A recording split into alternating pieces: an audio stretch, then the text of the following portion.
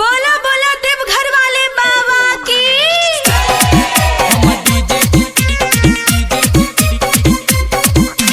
Chunna Aryan digital recording studio Purnia.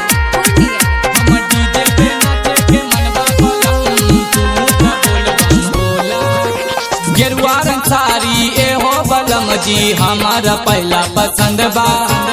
काबर ले आई जलवा चराई सावन में बीगत बदनवा। गेरुआ रंग साड़ी ए हो बलम जी हमारा पहला पसंद बा। काबर ले आई जलवा चराई सावन में बीगत बदनवा। किन लैया तू एगो सारी बलम अरे सारी बलम। हम डीजे पे नाचे के मनबा बलम तू तो बोल बम बोला। हम डीजे पे नाचे के मनबा बलम तू तो बोल बम बोला। हम DJ music by Chunna Aryan.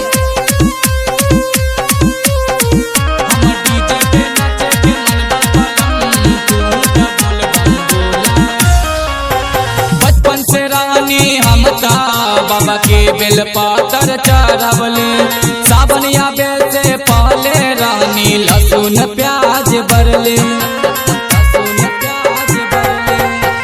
बचपन से रानी हम बाबा के बेल पातर चढ़वले सावन या बेल से पहले रानी लहसुन प्याज बरले। पीछे गिरिया न भंगिया के गोला बलम अरे गोला बलम। हम डीजे पे नाचे के मनबा बलम तू तो बोल बम बोला। हम डीजे पे नाचे के मनबा बलम तू तो बोल बम बोला। हम DJ music by Chunna Aryan. हम डीजे पे नाचे के मनबा बलम तू तो बोल बम बोला। गाया किशनगंज से चल के अले बाबा तोहर दुआरी। राजीव चंदन पे करदा बाबा कृपा तू भारी। गाया किशनगंज से चल के अले बाबा तोहर दुआरी।